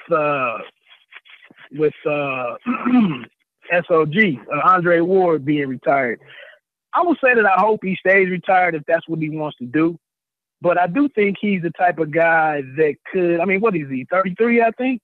33, 34? Yeah, something like that. I think he's a guy that could sit there, and at any point in time, I feel like if he did want to pursue a fight, that he's one of those guys that doesn't rely on attitude and intimidation or a lot of the stuff that we see in social media. He doesn't rely on all of those things to be a savage in the ring. He's a guy that just comes in the ring and switches, and turns off being a husband and a father and all the HBO commentator and whatnot. He's one of those guys out there that's able to turn all that off and just be an animal in the ring. So I don't know what fight out there I'd like to see him in at the moment, but I think he's a guy that maybe over the next year or two, he could still be in play if it's something that he wanted to make happen. But like you said, Eric, I don't think he's a guy that's really been that popular over the last several years in general. So I don't know if there'd be any – I like him, but it just seems like he just kind of has some issues out there as far as, the following and whatnot. But and as you guys were just talking about Kovalev, yeah, that's a very interesting situation. Some of the stuff that came out of that last fight, some of the stuff that John David Jackson put out there, I don't know what he can be moving forward, because I do think the blueprint to beat him is pretty well published at this point. So it'd be hard for him to restart and really be, a big threat to anybody at this point. Yeah, I would have to agree with that. I mean, what else? I mean, really, like I said, if he quit in the last fight, I mean, what else can he do? I mean, he really did. And like you said, those body shots took it out of him. I mean, the blueprint's been laid. But, that being said, the blueprint's there, but can you execute that blueprint? I mean, that's a big thing, too. And we'll see if Shabransky can do it. I don't know that he can. So, and that fight's for a title. Yeah, so I don't know either. back on the mountain, In the chat, let's see here. Eric Rawson looks like he says, does anybody think Jarrell Miller could give Deontay Wilder a tough fight? I think so. I think Jarrell Miller's a handful for anybody on any given night. Now, can he go, 12 hard-fought rounds? That I don't know. Can Deontay? Yeah, well, we've seen him do it. So, yeah, he can. Well, Miller's got to come in better shape. He's got to have a good nutritional program. I mean, his last fight, he was 298 pounds. You can't weigh almost 300 pounds and fight guys like Joshua or Wilder. If you're gonna be a serious threat to possibly one day pick up a title, you've got to focus on your boxing career and take better care of yourself. Do you remember Chris Arreola? I don't see that guy changing though, man. I don't either. You remember Chris Arreola when he fought Klitschko? And he says, he's first, could be the first Mexican heavyweight champion. And, didn't diet. He came in overweight, and he was just like, are you serious? I mean, he went in there and just got smashed. And I think the same thing could happen to Miller. If somebody drags him out into deep water, they're going to drown him because he's not in shape. So, yeah. I think we're seeing some interesting things though, because listening to Deontay Wilder on his recent press conference, on the phone conference that they had, he's not a guy that's trying to rely on skill and getting better and all the, us looking for improvement, the windmill meme that's out there and the footage of the windmill, what everybody's done with that. These aren't necessarily guys that are looking to improve on those types of things, the aesthetics of the game, the way that some of us fans and critics and whatnot, the way that we might be expecting that to happen. I think, and to, with Jarrell Miller, he's a guy that's going to do it his way, regardless of what we say. He's going to come in at about that weight, and somebody's going to have to make him pay for it, for him to even consider that being a problem. So I say all that to say, I think that's a pretty interesting fight. I don't know what Jarrell could do going into, the later rounds against Wilder, but I like his confidence. I like, we haven't seen him take the biggest punch yet or a punch on the caliber of what Deontay brings, but I think that's a pretty interesting matchup. And if we can't get Joshua and him and Wilder, I wouldn't be upset with the Wilder Miller matchup.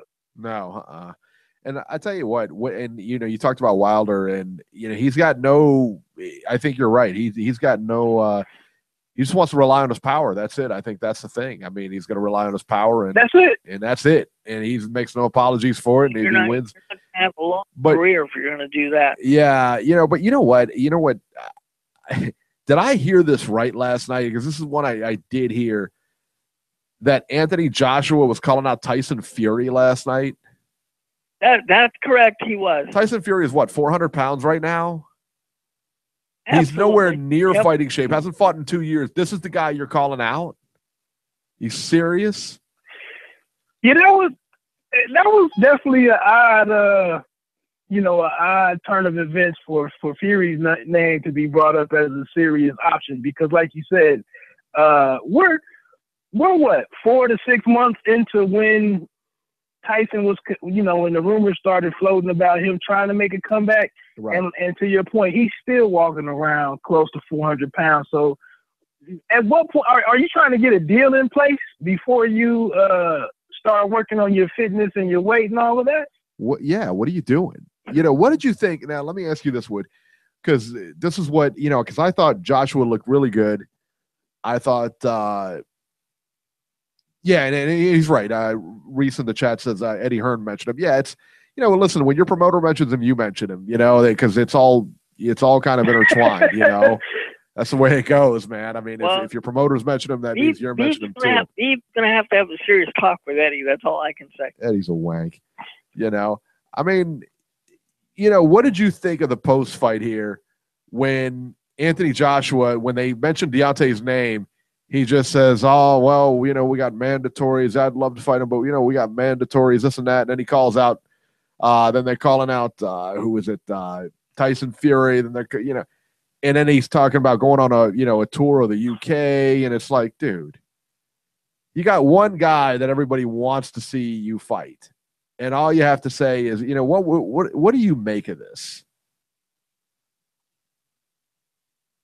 Yeah, that's difficult.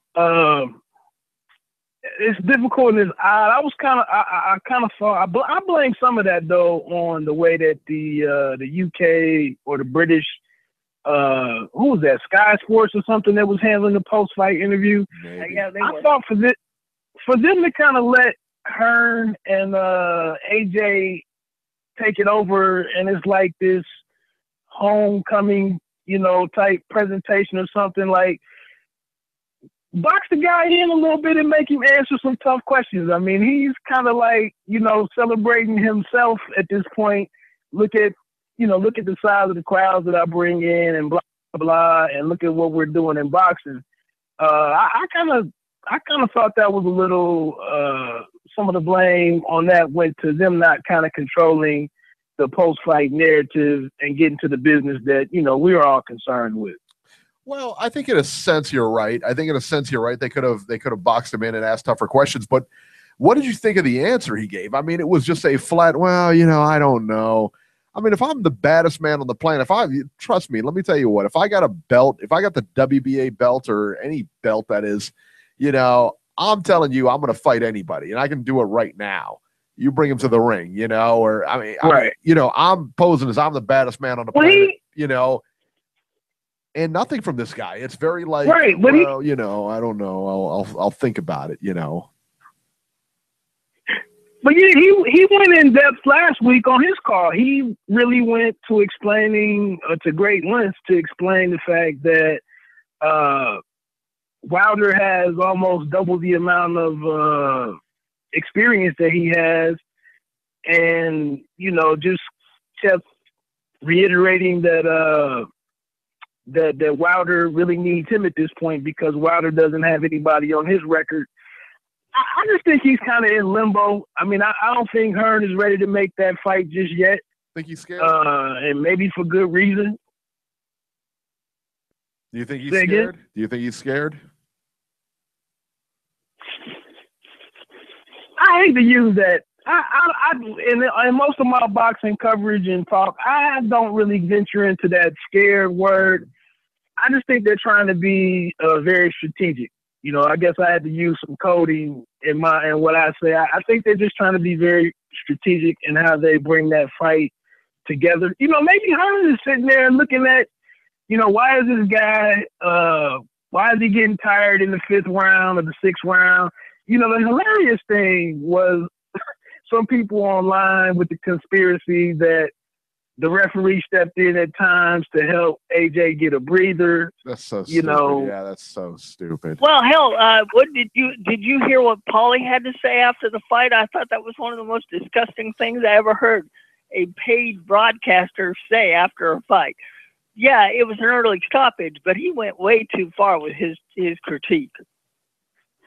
Yeah, a lot of stuff just kind of came out at the end. That telecast just kind of went to pieces, as the fight went on, and we didn't get the conclusion that people were expecting or something. That was odd. Yeah, you know what? And I could tell you, I mean, just referees don't care who wins or loses. They really don't. I mean, they're there, they get paid, and they go home. They could care less who wins or loses. And 9 times out of 10, I mean, like, when you're in the, you don't even really know if it's if it's a good fight, but you're in there and you're breaking them up. You're doing all kinds of you're in the game. So you don't really, it's a good fight. It's a good game, but you don't really piece that together until later on, and you're really too close to the action to really know because you're concerned about your portion of the fight, or your portion of the game. You don't know, Right.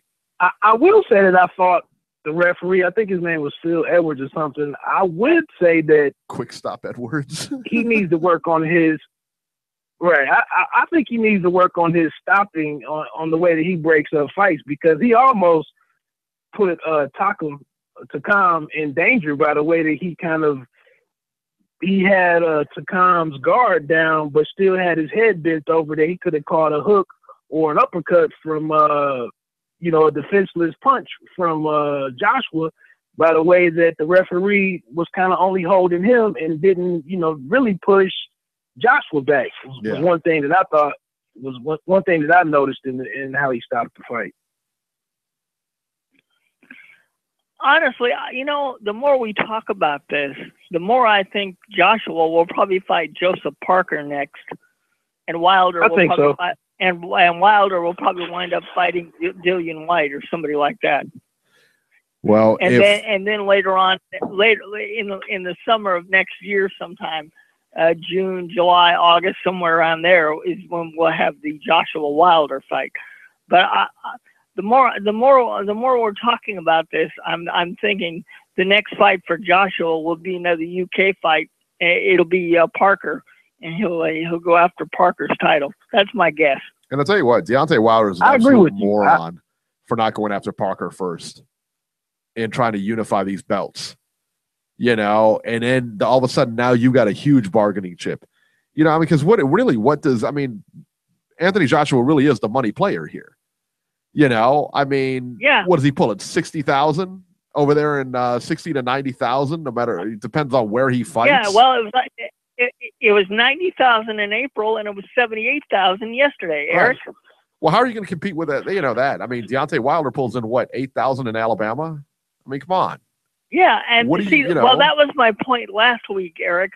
Like it or not, Eddie Hearn and Anthony Joshua have a hell of a home ring advantage. In other words, I would put in all my negotiations from now on. You want to fight me? You got to come here. I'm not going anywhere else. Yeah, it's a tough thing. I don't know. Well, that's my point. That's why I can't get too invested in some of the bickering and the calling for this fight online. I feel like we're powerless, because if I'm Eddie Hearn, I can sit here and do what I'm doing with Joshua, and nobody's, it's not like it's hurting their business in any way. Right. And I think they have more options than Wilder at this point. He's not fighting over here, so it's not like people can tune out or not go to the gate, not support him at the gate. They're going to continue to do good business over there. So I don't know. And I think I was talking on Christopher Carlson's show. He really was going back and forth about Eddie Hearn not tying a Joshua fight to a Dillian White fight before Wilder. And I'm just like, if I'm Wilder, what leverage does he have other than going and smashing Dillian White and getting that out the way, and then just putting the ball back or the onus back on Eddie Hearn that, okay, I took out your first guy.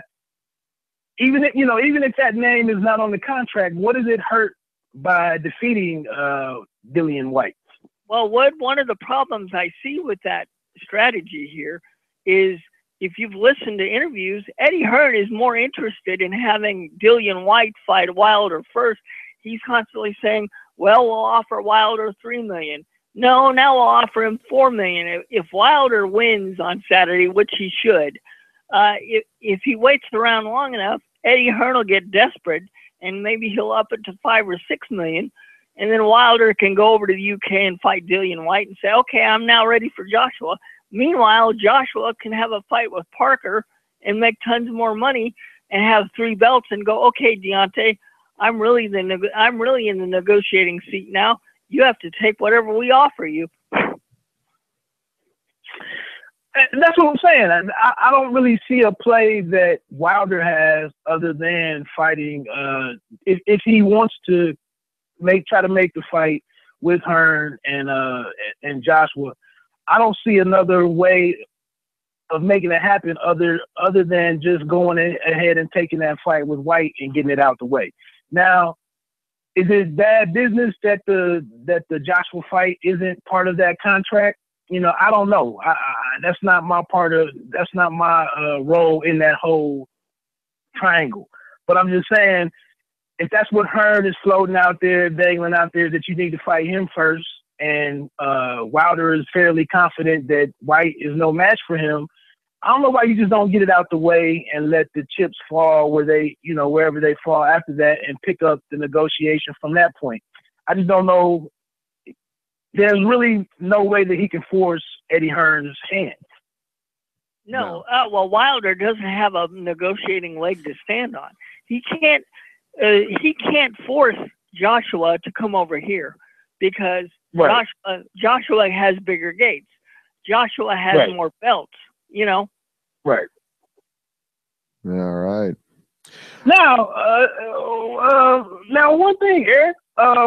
What's your thoughts on did that bother you at all for Wilder to throw out there that he'll retire if Stiverne beats him next week? I've never heard anything like that in boxing, and if things were to go wrong or go awry somehow for Wilder next week, that's just crazy to me. Yeah, no, that's not going to happen. And even if Stiverne beats him, that's not going to happen. I think that was just bravado. I think that was just bravado. He beats me, I'll move to Canada. He beats me, I'll retire or whatever.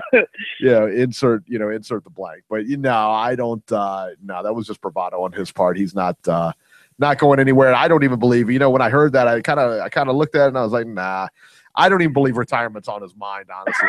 I really don't. I think that was just something he said, and Reese Mack in the chat says Ali used to say that stuff like that all the time, and he did. You hear that all the time. Yeah, it's just nonsense. Yeah, all the time. Yep.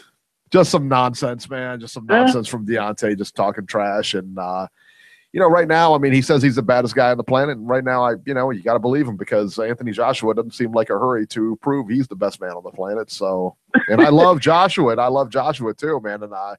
But I think this is a big deal. The fact that he won't come out there and meet him and say, hey, no, I'm the best guy on the planet. Yeah, this is me. I mean, even when Lennox Lewis had the belt, maybe it's part of Joshua's personality. I don't think he's built that way to do trash talking. That's great, but you know what? I don't like that personality. And I don't need him to trash talk. I just need him to say he's the best and believe it. And I don't think he does. So yeah, that's where we're at. Wood, where can we find you? Hey, just check me out at roundbyroundboxing.com. That's kind of where I'm working right now. Just trying to stay busy over there. I got an article out there right now. Talking with Adrian Granados ahead of his fight next week. Just trying to see how in the hell you were there in February when he was so frustrated. Yeah. And discouraged by that split decision loss. I just was like, dude, how? I know things might not have happened the way that you wanted them to at 140, but how is a fight with Porter at 147? How is that the best route for you to go right now? So we kind of talked through that, and that article is out there. And then I also spoke with I know you guys have talked about Cecilia Breakus a couple of times on the show, and the one female that was up there at the Easter, his last title defense, the female that fought before him. Yeah. Alicia Baumgartner. She went over there and trained with Breakus in her camp before her last fight last week. So, and she's also signed to Evander Holyfield's Real Deal Boxing. So I just wanted to get some shine, some light out there on what she has going on. Like I said, that's kind of where I'm doing most of my work right now. There you go. Look at Wood. Wood's big time. He doesn't work for us. He works for the big guys. He doesn't work for us. Yeah, how come you don't work for us? We need to get you on Ringside Reporter. You know what I ask you? You know what I ask you? You know what I ask you? Where we can find you at? You know what your answer should be? It should be Ringside Reporter. That's what it should be. Instead of all these other Wood's all over the place. That's 2018. That's 2018. That's 2018. All right, I'm gonna let Beeb Industries negotiate, my deal with you guys. Beeb Industries dropping the ball lately. Are you kidding me? He's dropping the ball lately. Yeah, we're really busy here with our Enterprise, but we'll take care of that deal for you. Don't worry about it. He's busy taking it with Eddie Hearn, you know. All right, Wood, we're gonna get running, man. Thank you for calling, man, as always. All right, thanks for the time. Awesome, man. What a great guy, man. I didn't mean to cut you off, Great Wood, guy. but yeah, he was saying thank you, and it just muted on me. So there you go. Sorry about that, Wood. Wood's awesome, man. Wood really is a good man. That's for sure. All right, and that'll do it. We are done here, man. That'll do it for this edition of Ringside Reporter. And as always, you can catch Robert on Twitter at Ringside Robert. You can give Ringside Robbie's Corner a call at 917-259-1810. Leave him a message. You can catch Joe Habib on Twitter at jhabib1 and find his YouTube channel at beatingtheoddswithbeeb.com. I'm at Ringside 73, and we will see you next week.